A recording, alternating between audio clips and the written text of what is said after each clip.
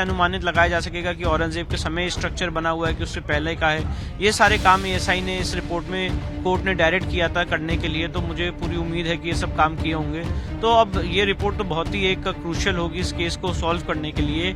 और जो ज्ञानव्यापी का सच है कि और हमारा जो केस है कि यहाँ पे मंदिर तोड़ के उसी के भग्नावशेष को एक मस्जिद का रूप देने की कोशिश की गई है, ये सारी बातें इससे स्पष्ट होंगी।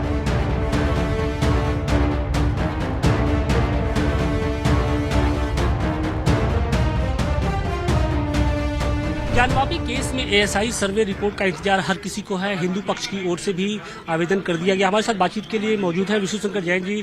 कितना इंतजार है और क्या कुछ सामने आ सकता है और किस तरीके से आप लोगों ने आवेदन किया है?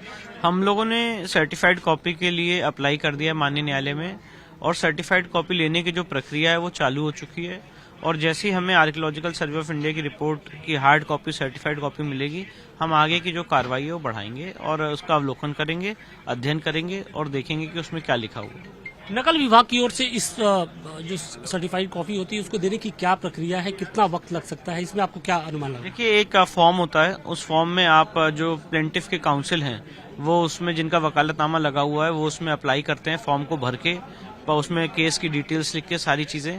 उसके बाद जितने पेजेस होते हैं उन पन्नों का एक कोर्ट फीस होती है वो भरी जाती है, और उसके बाद उसमें स्टैंप लगता है, उसमें सत्य प्रतिलिपि करके स्टैंप लगता है कोर्ट के माध्यम से, और सर्टिफाइड कॉपी लिख के उसमें लिखा जाता है हर एक पेज पे, और उसके बाद उसकी कॉपी दी जाती है। फिर तो समय लग सकता है क्योंकि लगभग 1000 पन्ने की रिपोर्ट बताई जा रही है। 1500 पेजेस के करीब रिपोर्ट बताई जा रही है, तो देखते हैं जितना समय लगता है। ये तो एक लीगल प्रक्रिया है जिसके लिए हम आगे बढ़ रहे हैं। ये रिपोर्ट इस केस में किस तरीके से गेम चेंजर साबित हो सकता है और इससे क्या क्या हासिल होगा, और इस केस की अगर बात करें तो?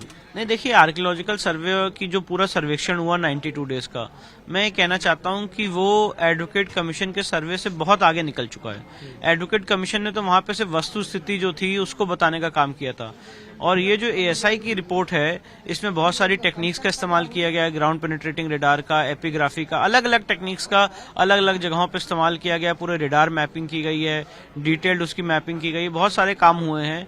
डेटिंग एक्सरसाइज की गई है कि कौन सी दीवार कितनी पुरानी है, कौन कब बनी है, ये भी इससे अनुमानित लगाया जा सकेगा कि औरंगजेब के समय स्ट्रक्चर बना हुआ है कि उससे पहले का है। ये सारे काम एएसआई ने इस रिपोर्ट में कोर्ट ने डायरेक्ट किया था करने के लिए, तो मुझे पूरी उम्मीद है कि ये सब काम किए होंगे।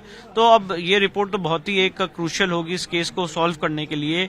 और जो ज्ञानव्यापी का सच है कि और हमारा जो केस है कि यहाँ पे मंदिर तोड़ के उसी के भग्नावशेष को एक मस्जिद का रूप देने की कोशिश की गई है, ये सारी बातें इससे स्पष्ट होंगी। अभी रिपोर्ट सार्वजनिक नहीं हुई है, पक्षकारों के पास नहीं पहुंची है, लेकिन जो मुस्लिम पक्ष है वो बौखलाया हुआ है। एसएम यासीन को अदालत पर भरोसा नहीं है, सुप्रीम कोर्ट पर भी उनको भरोसा नहीं है। वो ये कह रहे हैं कि मुसलमानों को सताया जा रहा है, और सताया भी इस कदर जा रहा है कि अब मुसलमानों के सामने करो या मरो की स्थिति आ गई है। तो उसके जिस तरीके से ये पूरी जो रिपोर्ट है उसके पहले जो मुस्लिम पक्ष की ओर से बयानबाजी उसे किस तरीके से आप देखिए, मुझे लगता है हर एक आदमी को लॉ को फॉलो करना है, चाहे वो मुस्लिम पक्ष हो चाहे वो हिंदू पक्ष हो। ये एक लीगल प्रक्रिया है, लीगल प्रक्रिया चल रही है। और अगर कोई भी व्यक्ति ऐसा स्टेटमेंट देता है जो न्याय संगत नहीं है, जो कानून संगत नहीं है, तो कानून उसके खिलाफ अपनी कार्रवाई करेगा। पर आज तक आपने शुरू से लेकर अभी तक देखा होगा, हिंदू पक्ष के मैं या हम जितने वकील हैं, हमने लीगली अपनी बात आपके सामने और कोर्ट के सामने रखी है, और लीगल पहलू पे ही हम अपनी बात रखेंगे। बियॉन्ड लीगल पहलू हम कोई बात नहीं करते, ना करेंगे। और इसलिए जो भी आदमी लॉ से बियॉन्ड जाके ऐसे बयान देना चाहता है, ये तो उनकी मर्जी है, और जो एक इस देश की कानून व्यवस्था है वो उनके खिलाफ अगर उनको समझेगी तो उचित कार्रवाई करेगी। यही लोग जब कोर्ट कमिश्नर की कार्रवाई नहीं हुई थी तो कहते थे कि हम गर्दन कटा देंगे, लेकिन जो टीम है उसको अंदर दाखिल नहीं होने देंगे। और अब ये कह रहे हैं कि मुसलमानों की सब्र की परीक्षा ली जा रही है और साजिश के तहत जो ज्ञानवापी मस्जिद है उसको छीनने की कोशिश की जा रही है। देखिए, ये सब मुझे लगता है सही बातें नहीं है। एक लीगल प्रक्रिया चल रही है।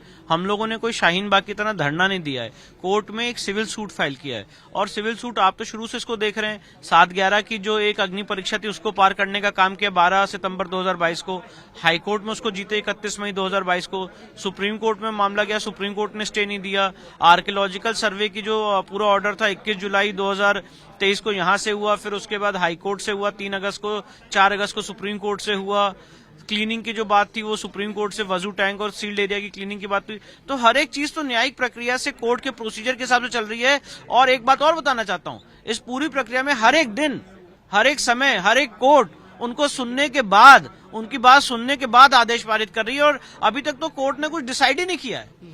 अगर आप देखिए तो ये तो जैसे क्रिमिनल ट्रायल में एक इन्वेस्टिगेशन चलता है जिसमें ऑटोप्सी होती है, पोस्टमार्टम होता है, अलग अलग तरह की विवेचना होती है, हैंड राइटिंग की जरूरत होती है तो हैंड राइटिंग एक्सपर्ट बुलाया जाता है, उसी तरह से ये तो सिर्फ जांच चल रही है। अभी तो कोर्ट ने कुछ डिसाइड ही नहीं किया। अभी तो कोर्ट में वाद बिंदु भी नहीं तय हुए हैं। जब वाद बिंदु बनेंगे उसके बाद कोर्ट में बहस होगी, जिरह होगी, दोनों पक्ष अपनी एविडेंस देंगे, उसके बाद कोर्ट फैसला देगा। तो अभी तो जाति की बात आती ही नहीं है। जाति तो तब होती, मैं उसको मानता, जब कोर्ट ने फैसला दिया होता और वो उससे असहमत होते। अभी तो एक न्यायिक प्रक्रिया चल रही है।